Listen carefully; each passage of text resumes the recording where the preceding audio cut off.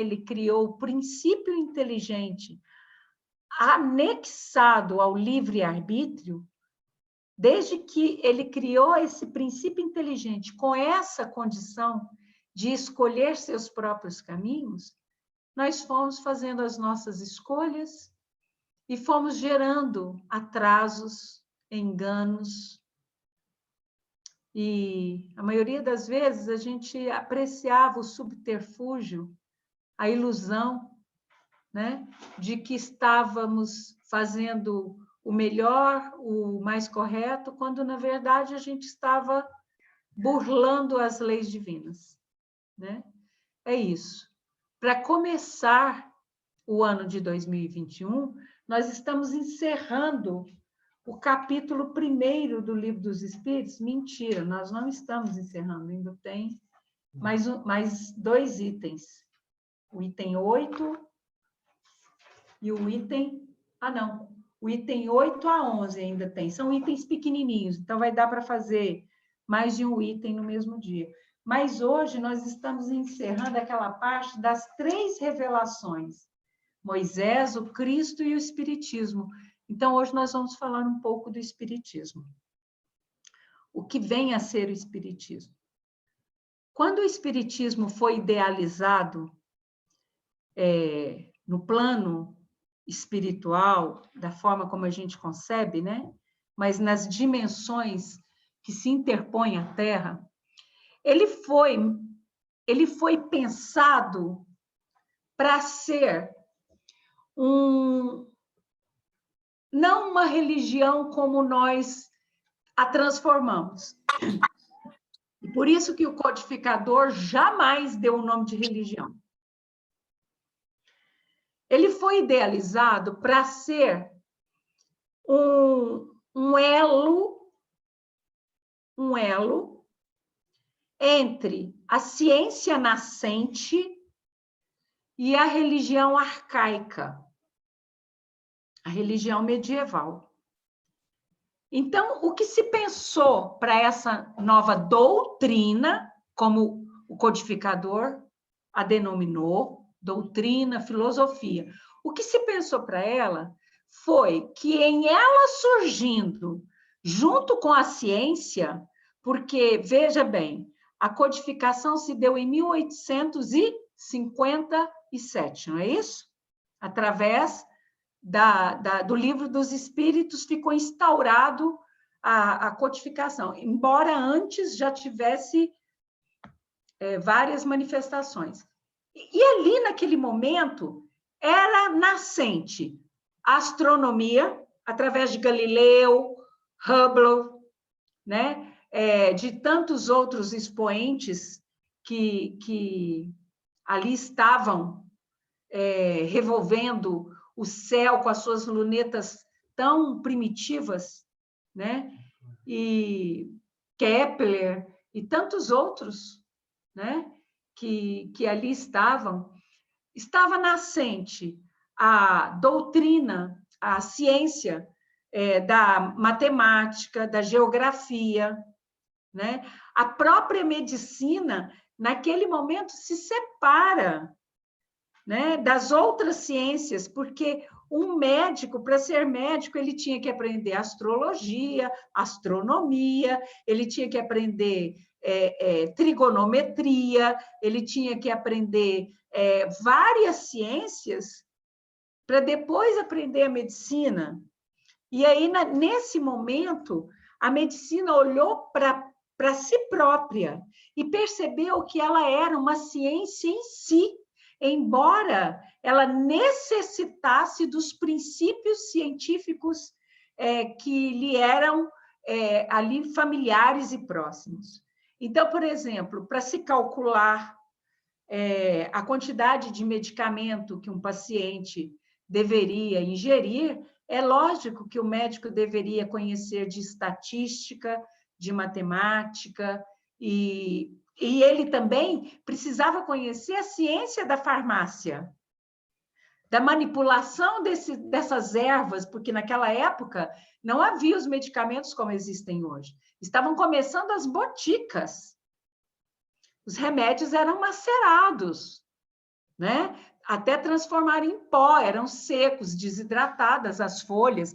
Começavam-se a estudar os micro-organismos, né? Então, a ciência da medicina olhou para si e percebeu que ela tinha que prestar atenção só no cérebro, que ela tinha que prestar atenção só no coração, que ela tinha que prestar atenção só no sistema digestivo e que ela tinha que prestar atenção só no sistema locomotor.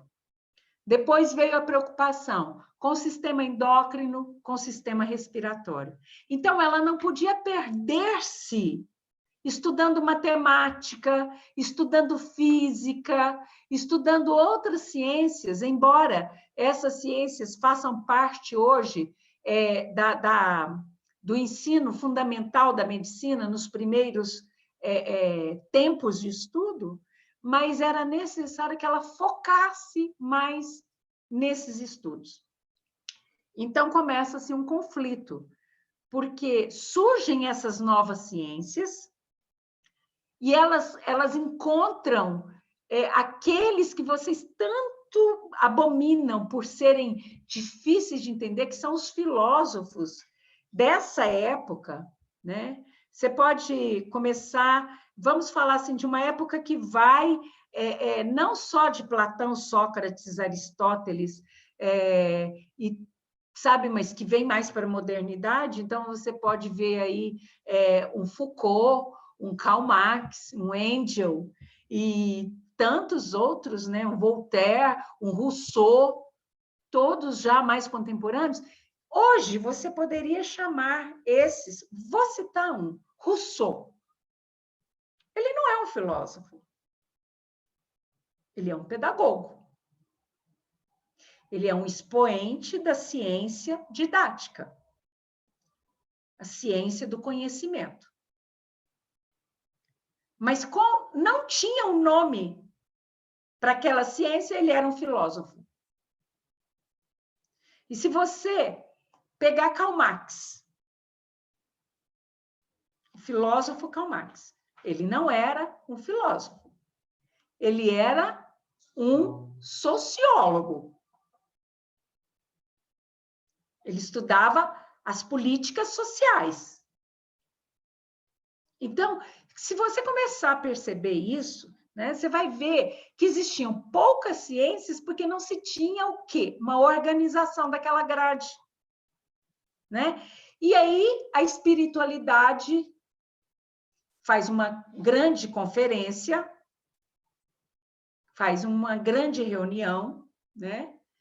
E aí decidem que a ciência do espiritismo, que foi um nome inventado por Kardec, porque não era esse nome, o nome era Ciência do Saber, ciência do conhecimento. Mas aí Kardec dá esse nome em função do quê? Do que ele não conhecia. Porque para Kardec foi muito difícil aceitar aquela materialização de algo que um cientista como ele não pegava, não apalpava, não media. Então vem a espiritualidade e fala assim, olha, vamos fazer surgir essa ciência, vamos organizá-la, olha a grade sendo organizada. Vamos organizar essa grade curricular dessa ciência e vamos fazer com que ela ajude as outras ciências caminhando junto, paralelamente. Que perfeito! Que perfeito que isso era. Imaginem vocês a medicina se desenvolvendo paralelamente, caminhando pare com a doutrina do saber. Imagine vocês, quando lá, aqueles médicos da Idade Média, estavam lá tentando, fazendo ainda, né, as perfurações cranianas para poder entender o cérebro, usando sanguessuga para poder aliviar a pressão arterial. Imagine vocês, se eles lessem os livros de André Luiz, se eles lessem uma Evolução em Dois Mundos, no Mundo Maior, e tantas outras obras por aí, o quanto de tempo que eles teriam economizado. O quanto eles teriam avançado hoje, como eles estariam avançados. Por exemplo, nas questões do cérebro, das doenças do cérebro, das doenças neurológicas e neuropsiquiátricas. O quanto eles não estariam avançados. Imaginem vocês, os engenheiros e arquitetos siderais, caminhando pare a pare com a engenharia, com a arquitetura, em todos os seus ramos. Hoje vocês teriam aparelhos, porque para eu falar com vocês, eu tenho que canalizar. Isso me é muito oneroso, a mim é muito oneroso. E para o aparelho que eu uso também é muito oneroso. Em decorrência da variação de frequência. É um conflito que vocês não têm noção. Agora, vocês imaginam, se eu pudesse estar aqui, vocês ligariam o aparelho, sintonizariam na minha frequência, pronto, vocês me veriam e eu falaria com vocês diretamente. Só a Marisa me vê. Né? Vocês imaginam? E tem essa possibilidade. Transcomunicação pessoal. Vocês podem desenvolver esses aparelhos, mas é oneroso para a ciência admitir que ela não é dona de si. Os médicos da Terra, nos primórdios, na Idade Média, no estudo da anestesia, no estudo das enfermidades, quantas vidas não foram sacrificadas? Quantas vidas? Aí você diz assim, mas pela doutrina espírita, nós sabemos que se aquela pessoa passou por aquele sacrifício, é porque era necessário, sim.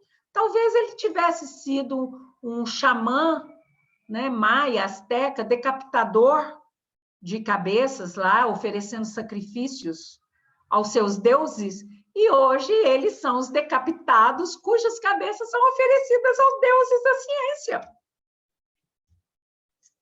Simples assim. Mas desnecessário. Desnecessário se os homens tivessem sido menos orgulhosos, mais compreensivos, mais humildes em aceitando essa colaboração. Então, o Espiritismo vem com este propósito, porque foi este o propósito.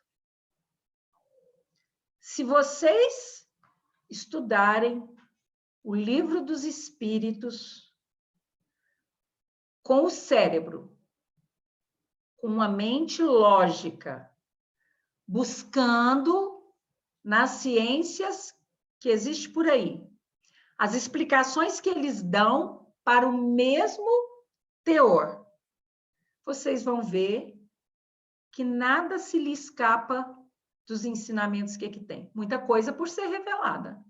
A vida em Marte, por exemplo. Né? Estudem a Gênese. Mas não leiam a Gênese. Degustem, saboreiem, apreciem a Gênese. E vocês vão ver que ali está toda a ciência do cosmos. Ao estudar o Livro dos Médiuns,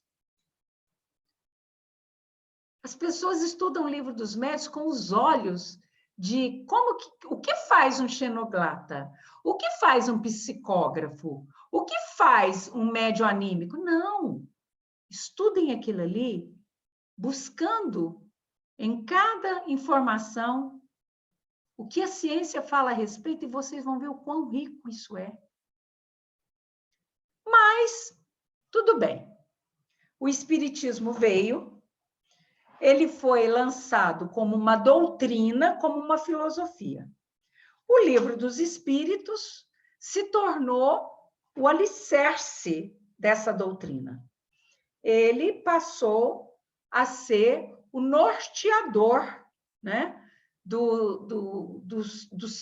das atitudes, dos procedimentos, do comportamento, do pensamento daquele que segue essa doutrina.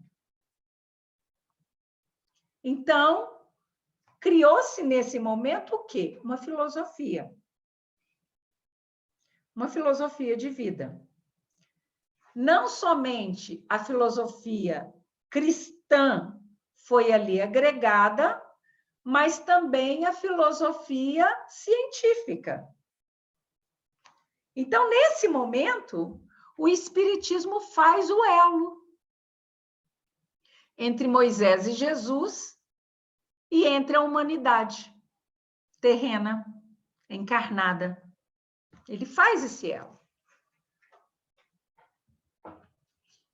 Então, a espiritualidade trabalhou por mais de 200 anos preparando o terreno na França, porque se buscou outros lugares que todo plano da espiritualidade tem sempre uma segunda opção.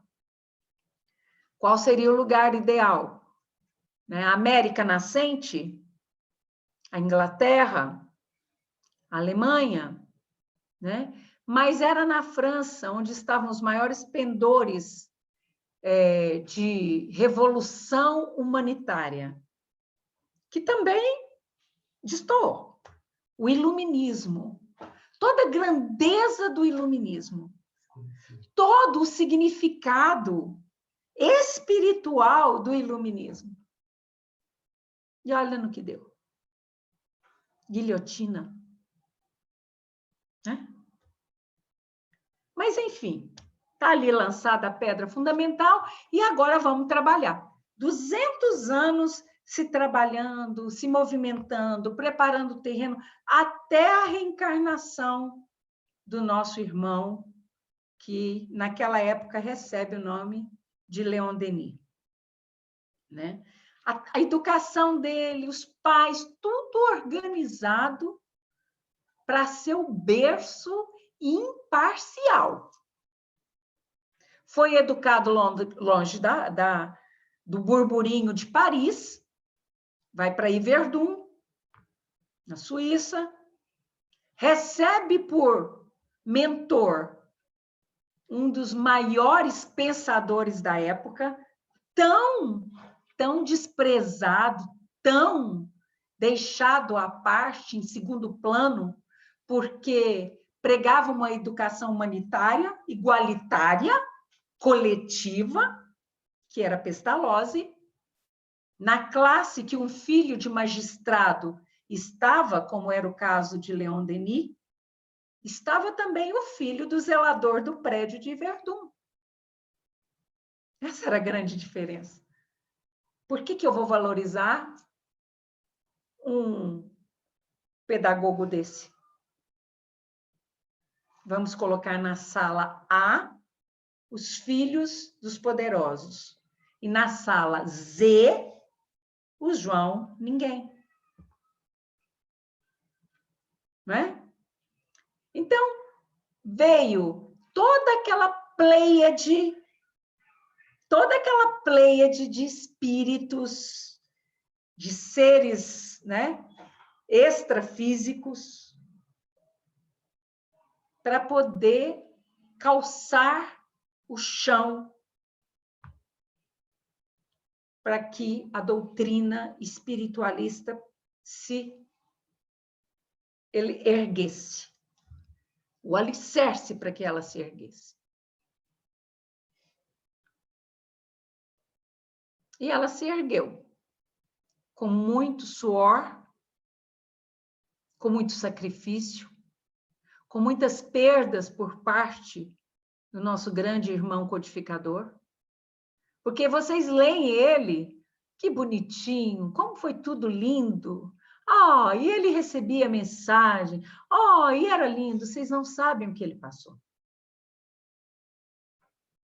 Ele só não morreu de fome porque tinha amigos maravilhosos que tinham sido contemporâneos a ele, que vieram dessa dimensão com ele para poder ajudá-lo, como Camille Flammarion e tantos outros. Exatamente, eles financiaram o trabalho de Kardec. Ele não teve um divórcio porque a sua esposa era muito mais velha.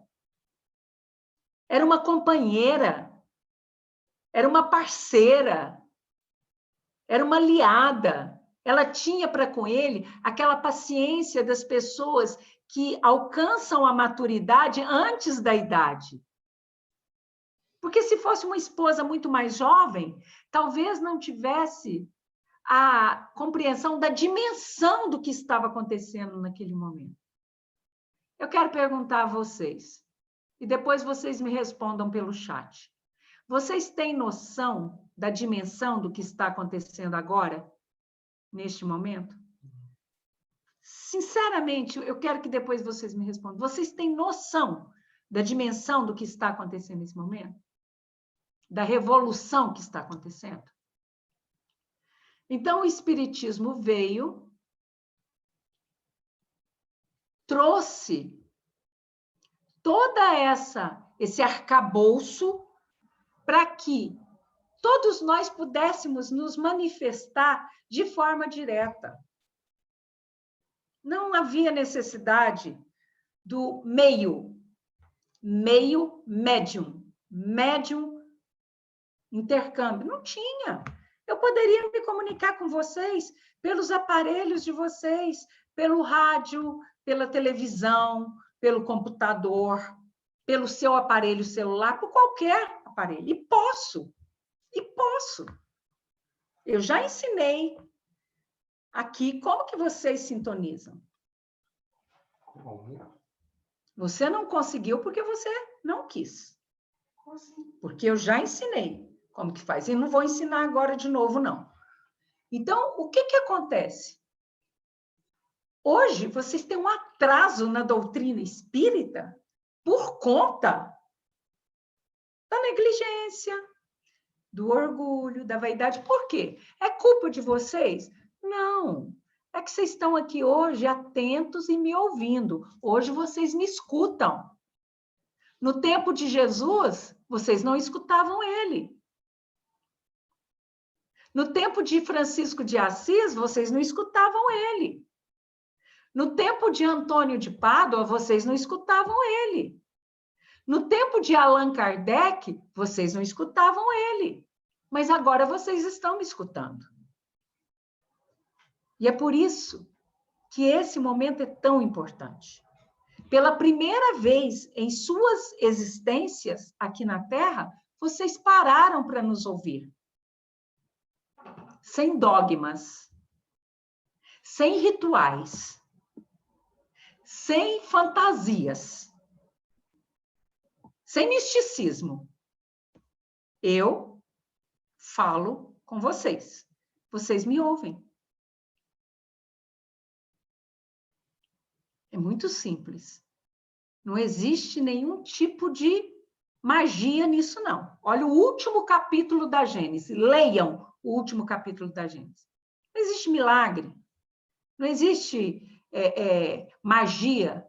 Existem fenômenos físicos que vocês não conhecem. Não é simples?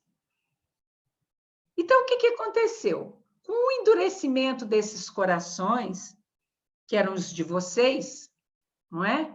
Ali na França, na própria América, em todos os lugares, resistentes àquela profusão. Meus irmãos, prestem atenção. A profusão de manifestação que teve no tempo de Kardec. Em todos os cantos.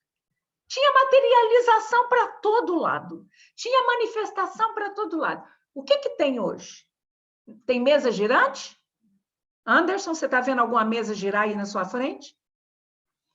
Mas as nossas naves estão todas no céu. Eu falo isso para vocês todo domingo, toda quinta-feira.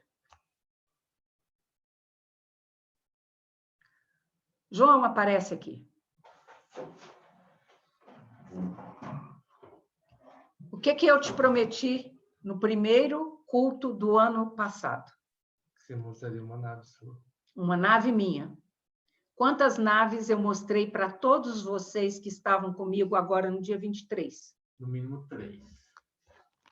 No mínimo 3. De perto. De perto, isso.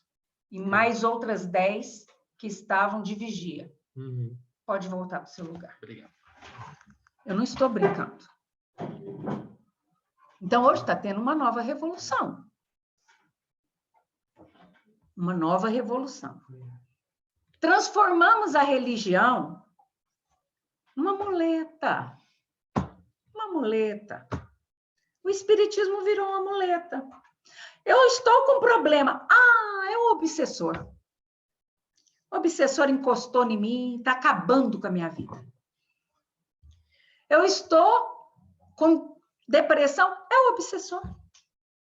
O obsessor está me causando obsessão, depressão, angústia. Eu estou bebendo muito. É um obsessor. Eu separei da minha mulher. Entrou um espírito na nossa vida. Começou a fazer a gente brigar. Eu traí minha esposa, mas não era eu. Não era eu. Eu estava sob a influência de um espírito pernicioso. E aí, o que eu mais me divirto são com os doutrinadores. O doutrinador bebe até terça-feira. Na quarta, ele vai para o trabalho de desobsessão. Aí chega lá, espírito, né? Um web alcoólatra. E o doutrinador, meu irmão, vamos mudar de vida.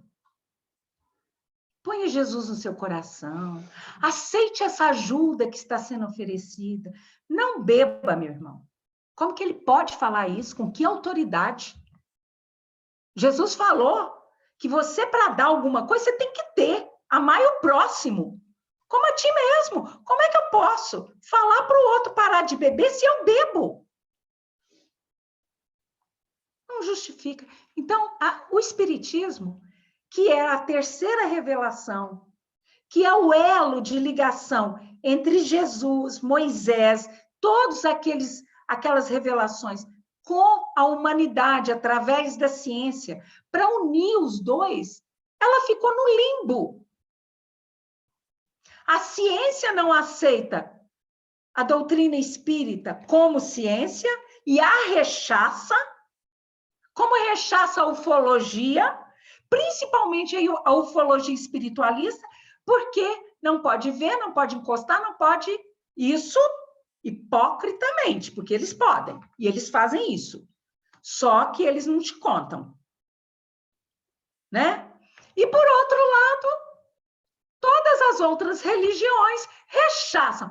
Veja bem, a católica aceita e tolera a evangélica, a protestante. A protestante aceita e tolera a católica. Mas eles não toleram o espiritismo. Por quê? Porque o espiritismo, ele fala a verdade. Ele não se esconde atrás de trajes. Ele não se esconde atrás de venda de indulgências. Ele não se esconde atrás de metáforas que apavoram a humanidade com promessas de inferno eterno, com promessas de castigos penosos, e aí a gente fica assistindo pessoas que estão no desligamento resistirem e sofrerem no corpo físico. Por quê? Porque trazem essas crenças enraizadas. E não querem se desprender da matéria, ainda que enferma, ainda que impotente, ainda que paralisada. Por quê? Porque tem medo da morte. E a morte não existe, meu amigo. A morte não existe. Mas eu posso apontar aqui todos que têm medo da morte. E que medo. Tem tanto medo da morte que tem medo de me ver.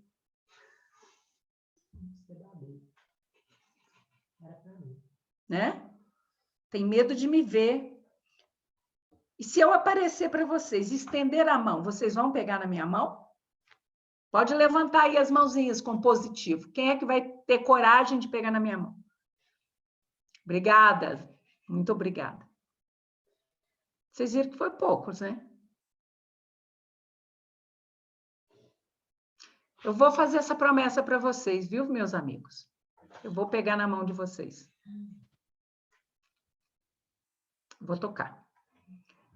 Da mesma promessa se cumpre, não é, João? Eu aprendi isso. Confia, viu? Confia. Eu vou pegar na mão de vocês, pode deixar. Mas esse ano é um ano de revelação, em que a ciência de vocês vai ficar biruta. Primeiro, o Vaticano está estudando como é que ele vai anunciar que essa criação de 7 dias... Não, gente, cada dia é uma era. A tradução saiu errada. Né? Então, o Vaticano está estudando como é que vai recontar essa história inventada para vocês. Muito bem. E os grandes chefes, os 12 majestosos que ainda perduram, porque eles disseram que tinham acabado, mas os 12 poderosos, eles estão em conferências para encontrar uma estratégia de comunicar à Terra essas novidades sem que a humanidade corra aos supermercados. Porque a adventista dos santos dos últimos dias já fazem esse abastecimento, né, de alimento. Mas vocês imaginem como que será. E nós estamos aqui revelando isso para vocês antecipadamente, que é para vocês não ficarem apavorados. Né? Então, o Espiritismo, ele perdeu o seu valor? Não. Por quê? Porque ele não foi criado pelo homem. Ele não é produto do conhecimento do homem. O Espiritismo, ele foi criado no plano espiritual. Ele foi criado muito além das estrelas. Então, ele não pertence à humanidade. O que pertence à humanidade é só esse nome. É só esse nome. Mais nada. E o que acontece com o Espiritismo agora? Acontece aquilo que Kardec falou no livro Obras Póstumas. Ele estava preparando a obra quando desencarnou, que outros viriam para dar sequência nas revelações.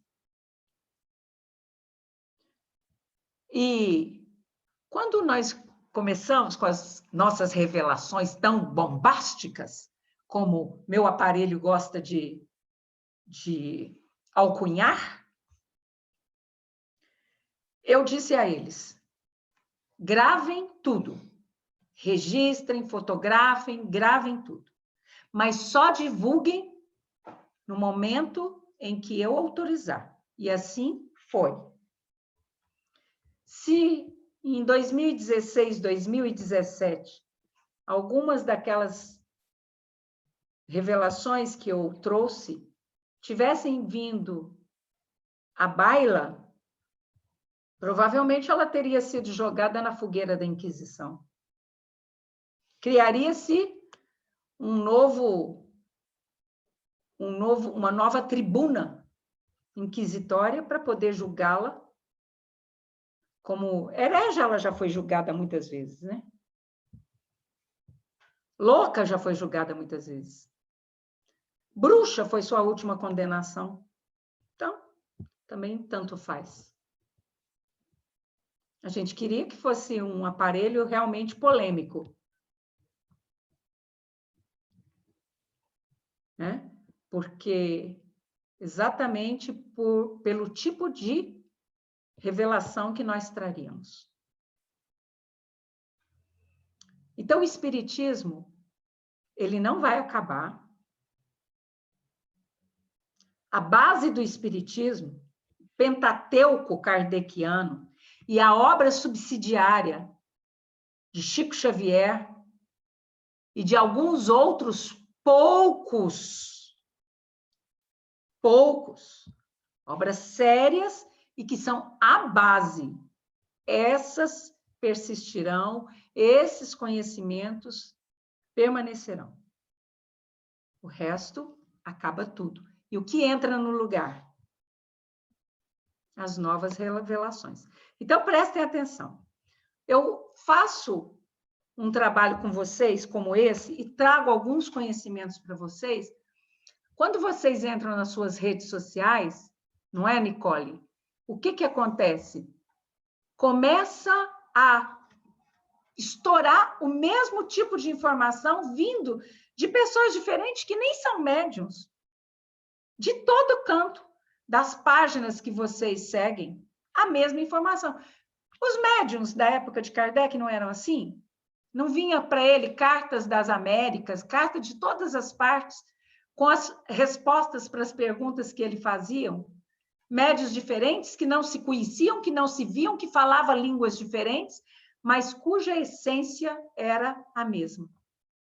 Não era com a ipsilétere, com as mesmas palavras. E hoje não está acontecendo o mesmo fenômeno? As mesmas mensagens, em diferentes línguas, por diferentes agentes, por diferentes canalizadores, por diferentes comandantes, mas todas com a mesma essência. Alguém me disse que começou um trabalho de catalogação dessas mensagens. Disse a mim? Não, disse ao meu aparelho, que começou esse trabalho de catalogar, de ler todas as mensagens e está catalogando por tema e por assunto. E agora eu não me recordo quem possa ser, mas eu agradeço a quem está fazendo esse trabalho. Eu agradeço muito, porque começa aí uma obra escrita. Começa aí um livro. E eu agradeço também ao nosso menino Henrique, pelo carinho que teve com a mensagem do Demétrios. E sugiro que, nos seus momentos de lazer, você continue nessa obra. É um trabalho duro, árduo e que demanda muita pesquisa, mas é um trabalho que limpa a sua mente, você percebeu? E que quando você concluiu, você sentiu quão leve você estava? Você sentiu o quanto de prazer você sentiu naquele momento? Isso foi um trabalho mediúnico, Henrique. É diferente, porque vocês são... eu falo isso para vocês, vocês não entendem. Vocês são das estrelas, vocês são índigos. Por que é índigo? Índigo é azul. Porque inconscientemente vocês vêm do azul. A mediunidade de vocês não é a mediunidade de psicofonia, não é a mediunidade de psicografia. A mediunidade de vocês é essa. É a menina Luísa trabalhando lá, modificando a página? É o menino Felipe trabalhando na outra e fazendo as modificações e encontrando? É a mediunidade da menina Neire, que tem aquela mente estratégica, que sabe organizar, que sabe... Vocês estão em momentos diferentes da mediunidade. Para com isso, que para ser médium tem que expelir ectoplasma pela boca, tem que incorporar, tem que escrever. Eu manifesto quando eu quero, na hora que eu preciso. Ué, senão isso não é médium. Ou você é médium ou você está médium. Aí vocês escolhem. Quando eu perguntei para ela, você aceita ser o meu meio? E falei para ela, não quero resposta agora. Eu te dou 2 meses para pensar. Mas, se você disser sim, é um compromisso total. Mas se você disser não, eu entendo e vou procurar outro aparelho que eu possa ter uma afinidade frequencial. Ou você está, ou você é. Você está médium quando você vai ao centro espírita 2 vezes por semana e trabalha por 1 hora numa mesa de 14 pessoas com lá doutrinadores, médios de sustentação, médios de não sei o quê, e alguns poucos médios de psicofonia ou psicografia. Ou você vai num centro de umbanda, as entidades manifestam por 1 hora, e aí você vai embora para sua casa, morreu o assunto. Aí, o chefe, olha a palavra que eu estou usando, o chefe lá da sua casa, seu centro, fala assim para você, ó, não pode trabalhar em casa. E não pode receber, e não pode fazer nada, e não pode, não pode, não pode. Por quê? Porque ele é o antigo sacerdote do Sinédrio. Ele é o antigo fariseu, manipulador. Ele quer te controlar, ele quer controlar todo mundo. Ah, mas tem o espírito inferior, que ele vai na frente, ele apronta o ruaruás. Você não é médium, você não tem controle sobre a sua mente, porque esse negócio de médium, falar para mim, ah, eu sou inconsciente, não vejo nada, não sei de nada. O que nós fazemos muitas vezes é abstrair momentaneamente o espírito encarnado e fazer uma acoplagem. Quando nós fazemos a acoplagem, aí sim, esse espírito desencarnado ele é levado para outra dimensão, ele está trabalhando lá, é o que eu estou fazendo agora com ela. Ela está trabalhando agora com doentes, numa equipe de cura, longe daqui. Ela não está aqui. Eu estou encarnado nela nesse momento. Eu estou acoplado. Quando ela volta para o corpo, nos primeiros 5 a 10 minutos, nos primeiros 5 minutos ela lembra de quase tudo que eu falei, porque permanece como uma lembrança de sonho. Nos 10 minutos, mais ou menos, 1 hora depois ela não lembra de mais nada. Então ela precisa rever as gravações. E aí ela fica escandalizada com as loucuras que eu falo. Né? Então, o espiritismo não vai acabar. A base dele será sempre o Pentateuco kardeciano, as obras subsidiárias de Chico Xavier, Ernesto Bozano, Gabriel Delany e tantos outros expoentes sérios. Agora, essa coisa moderna que a gente vê por aí, cuidado, vê de tudo e retende o que é bom. Vê de tudo. retende o que é bom. Experimentai se os espíritos são de Deus. Olhem os falsos profetas. Os falsos profetas vêm com palavras bonitas, palavras melodiosas, fazem um sucesso danada na televisão, aí na internet de vocês, são aplaudidos de pé nas conferências, são chamados para proferir em qualquer lugar, estão todos aí, os falsos profetas. Não é só no espiritismo, não. Olha os padres famosos, olha os pastores famosos, olha os hindus famosos. Satya Sai Baba teve uma missão maravilhosa. Se ele não tivesse sido firme no propósito dele, ele tinha falido. Por tudo que cercou em torno dele. Porque é isso. A sombra cerca o médium. Em forma de amigos, em forma de colaboradores, em forma de sustento, de sustentação, para poder controlar. Olha só, você vinha a Uberaba, eu quero conhecer o Chico Xavier. Você chegava até ele? Oi? Oi? Você chegava até ele, Anderson? Você conseguiu falar com o Chico Xavier tranquilamente, meu amigo?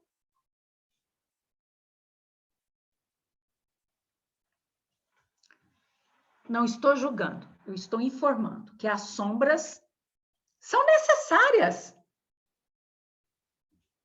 para testar a nossa fé. Olha aí o que saiu hoje na leitura. Para testar a nossa confiança, a nossa segurança.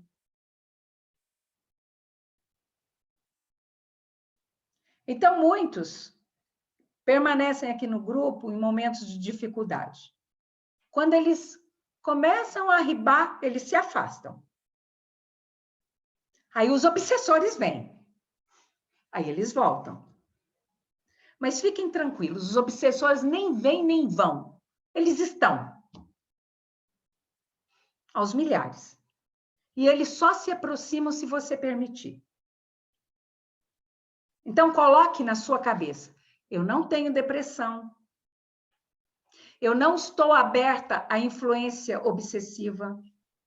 Eu não tenho crise de pânico. Eu não tenho medo. Eu sou uma criação divina perfeita. E o meu Cristo interior sempre fala mais alto no meu coração.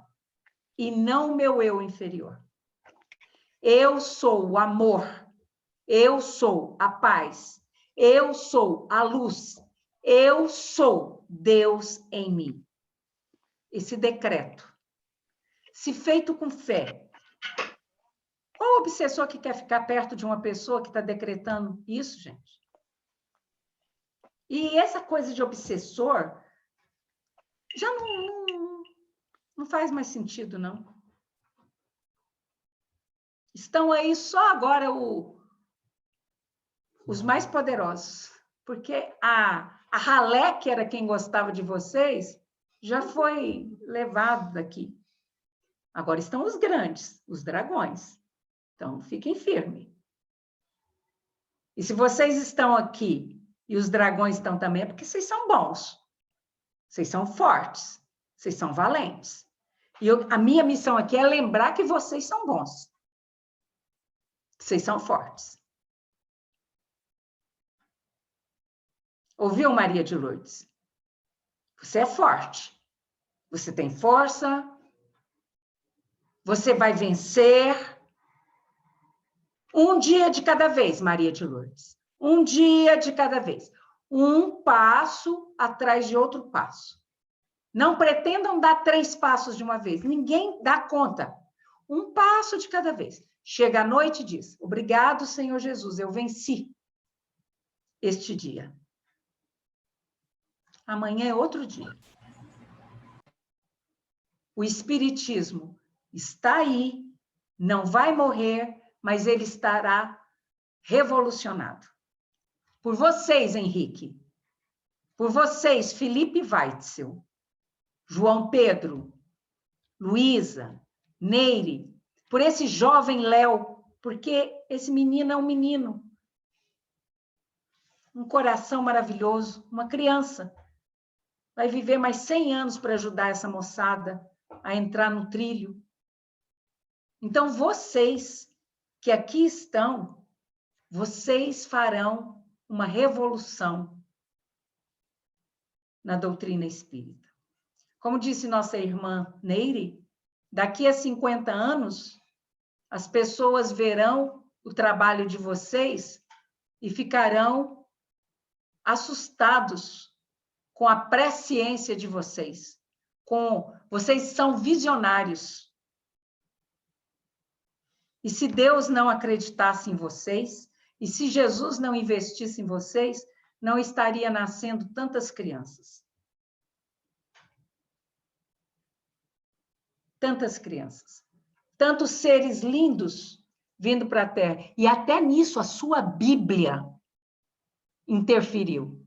Ai, das mulheres grávidas naqueles dias. Ai, da estupidez deles.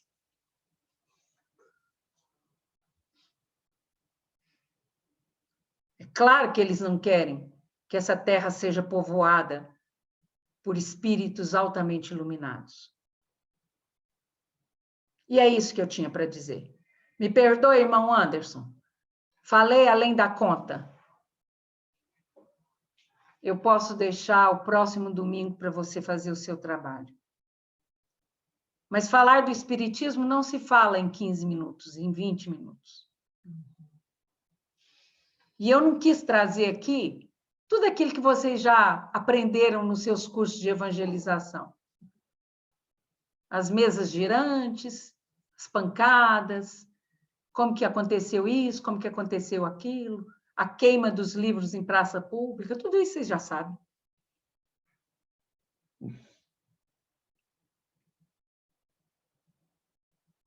Nós vamos fazer um grande e bonito trabalho. Eu conto com vocês. A Sandra veio para mim de uma forma inusitada.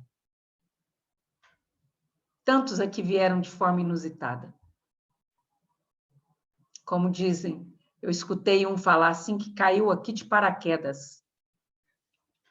Né? E é assim mesmo. Por que eu estou aqui? O que eu estou fazendo nesse grupo? Você está aqui porque está na hora de você acordar. E eu vou te acordar. Ainda vou pegar na sua mão.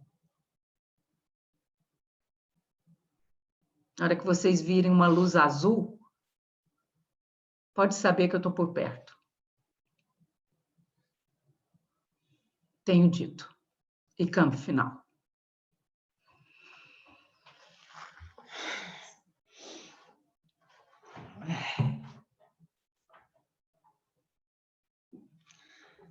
Meus irmãos, vamos fazer nossa oração final, agradecendo por mais uma noite de estudo, de aprendizado, agradecer a presença desse nosso irmão querido,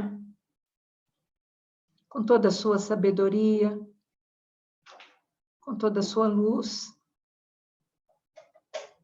Nos sentimos indignos de receber tão preciosa presença, mas como Maria disse a Gabriel, nós também dizemos a Jesus, eis aqui tua filha, cumpra-se em mim a tua vontade.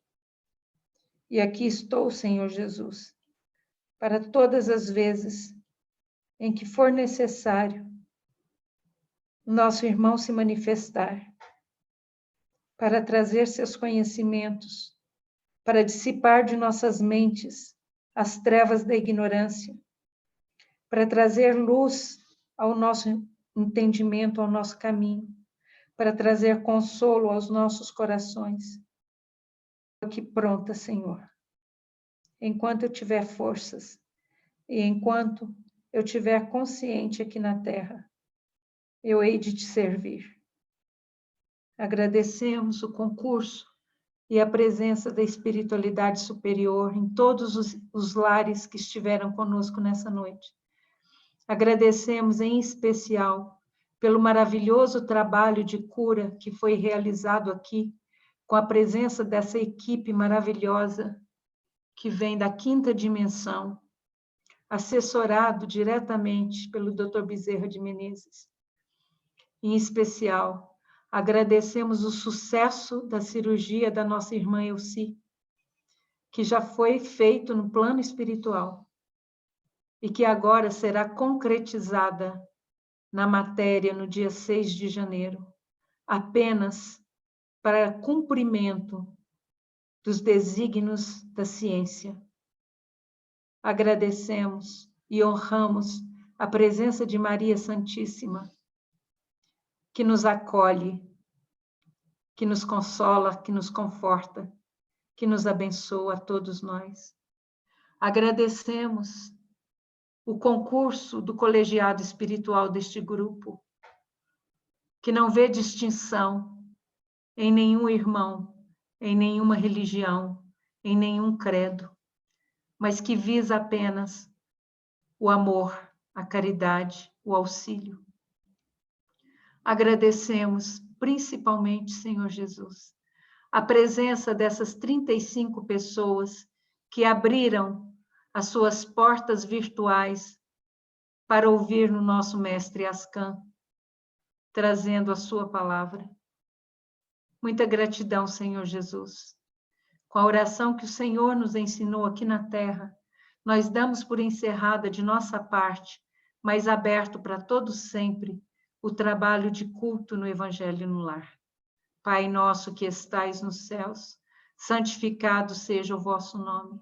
Venha a nós o vosso reino. Seja feita a vossa vontade, como nos céus. O pão nosso de cada dia nos dai hoje. Perdoai as nossas ofensas, assim como nós perdoamos a quem nos tem ofendido.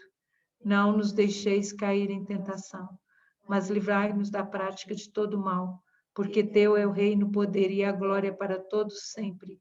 Que assim seja, graças a Deus.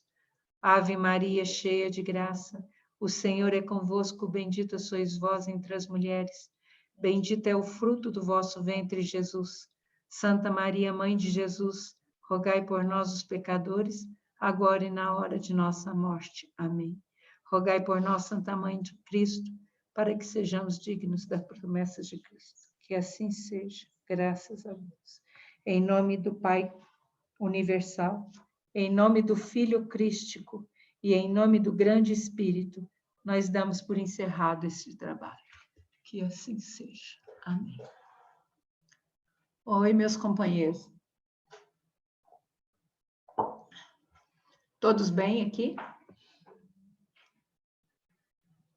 Todos vivos? Todos sobreviveram? Graças a Deus, né? Muito obrigada mais uma vez pela presença de vocês.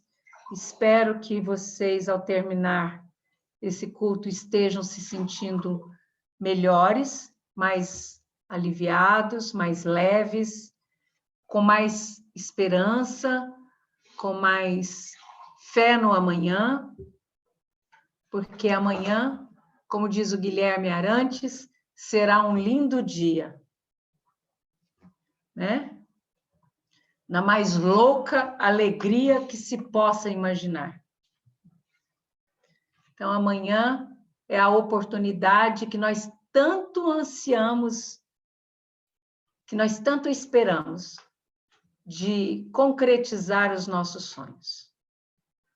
Que todos tenhamos uma noite de repouso tranquila, com sonhos muito bons, porque amanhã é o dia mais importante da nossa vida, como hoje também é. Que Deus os abençoe, não só hoje e amanhã, mas em todos esses 362 dias, né? 362 dias vindouros.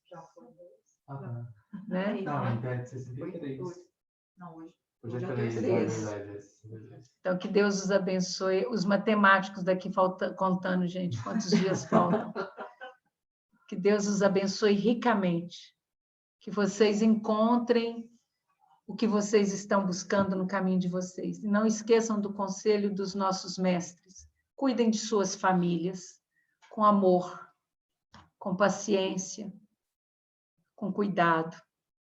Não precisa de vocês estarem presentes. Telefonem, chamem por vídeo, consolem. Se a pessoa está com algum problema, dê uma palavra de carinho. Olha aí que coisa linda, o Arthur beijando o Geneilson, né? Dê uma palavra de carinho, dê uma palavra de amor. Cuidem de suas famílias, porque esses espíritos que estão reunidos dentro de um mesmo lar são os espíritos que mais precisam de vocês. E quando a gente fala família, a gente não está falando só pela consanguinidade, não, viu? Nós estamos falando daqueles que nós tornamos família, né? Então, é isso que eu queria dizer para vocês. Mayra, um beijo no seu coração, viu? Um beijo enorme para vocês e até quinta-feira. Quinta-feira tem estudo sério. Quinta-feira eles vão começar com tudo, né? Se eu estiver vivo até lá, nós estamos aí. Então, um beijo e até mais. Fiquem com Deus.